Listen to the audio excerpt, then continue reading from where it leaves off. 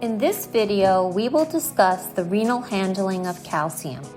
If you're over 18 and not pregnant or lactating, the kidney filters 10,000 milligrams of calcium and has the capacity to reabsorb 99% of the filtered load and excrete only 100 milligrams.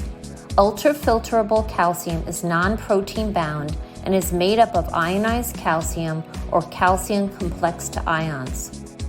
The majority, or 60% of the filtered calcium, gets reabsorbed into the proximal tubule, an additional 20% in the thick ascending limb, 10% in the distal convoluted tubule, and only 2% in the collecting duct. We will take you through each segment of the tubules for further understanding. First, we start at the proximal tubule cell. 60% of filtered calcium is reabsorbed through a paracellular pathway.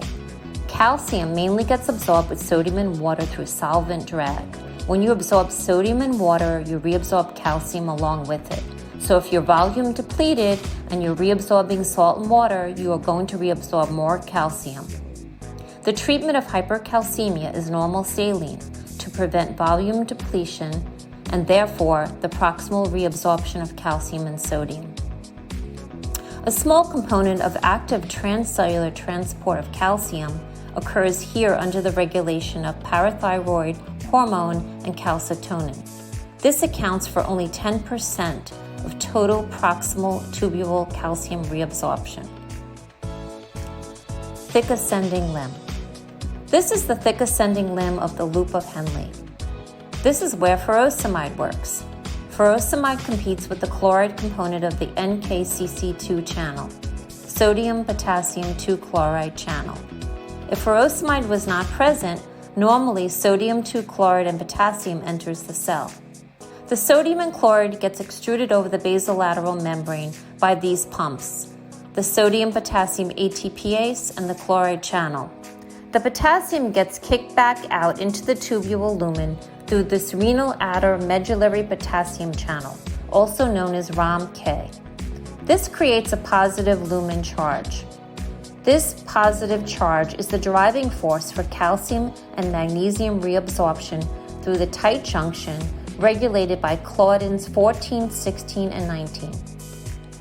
The positive charge that the potassium created is required for calcium and magnesium reabsorption. If enough calcium gets reabsorbed into the blood, the calcium sensing receptor gets activated and inhibits parathyroid hormone secretion. The stimulated calcium sensing receptor inhibits both apical sodium potassium 2 chloride channel and further potassium exiting into the lumen at the ROM-K channel. If potassium does not get excreted here back into the tubule lumen, it will prevent the lumen positive voltage and further calcium and magnesium reabsorption. There is a genetic defect that causes an activation of the calcium sensing receptor called autosomal dominant hypoparathyroidism. Patients have salt wasting, leading to a secondary elevation of renin and aldosterone levels. Patients have hypocalcemia and hypercalciuria, causing kidney stones. Aminoglycosides can have the same effect on activating the calcium sensing receptor, similar to autosomal dominant hypoparathyroidism. Aminoglycosides, gadolinium, and magnesium cations are type 1 ligands that can activate the calcium sensing receptor.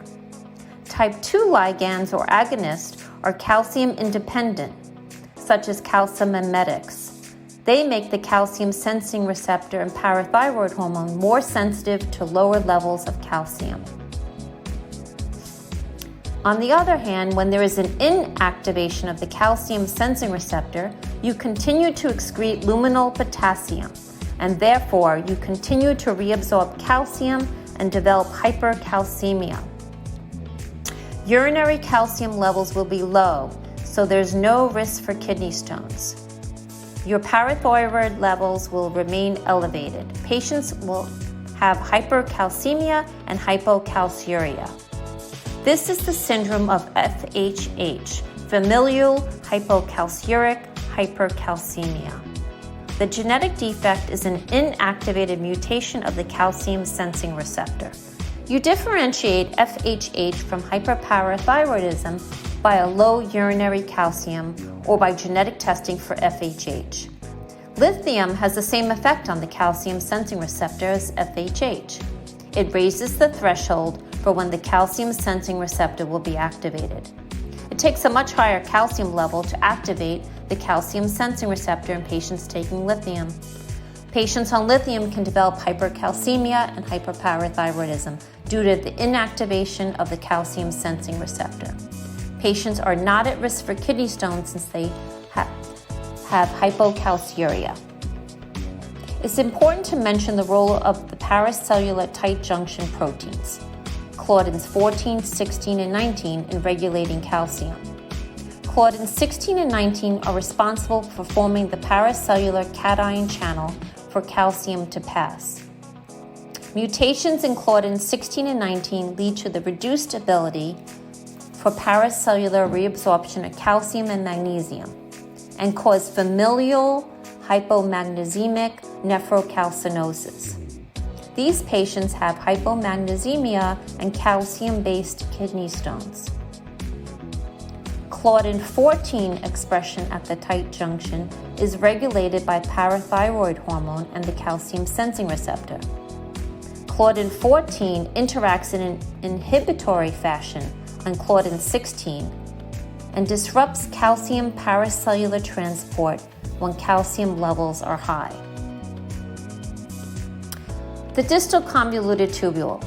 Here we are at the distal convoluted tubule. This is where the fine-tuning of calcium regulation occurs.